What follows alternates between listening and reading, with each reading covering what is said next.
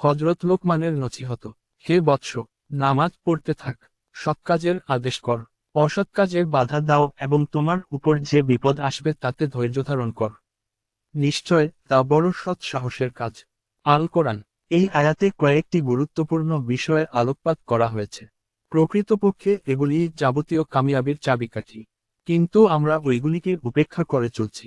সৎ কাজের আদেশও তো প্রায় সকলে ছেড়ে দিয়েছে। ঈমানের পর সবচাইতে গুরুত্বপূর্ণ ইবাদত হইল নামাজ। এই নামাজের প্রতি আমাদের চরম অবহেলা।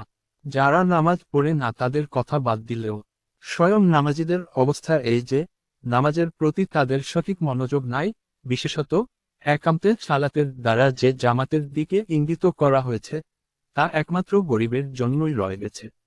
ধনী ও সম্মানী ব্যক্তিদের জন্য মসজিদে যাওয়া একটি লজ্জার ব্যাপারে পরিণত হয়েছে। সব অভিযোগ আল্লাহর দরবারে। কবি বলেন, যা তোমার জন্য লজ্জার বিষয় তাই আমার জন্য গৌরবের বিষয়।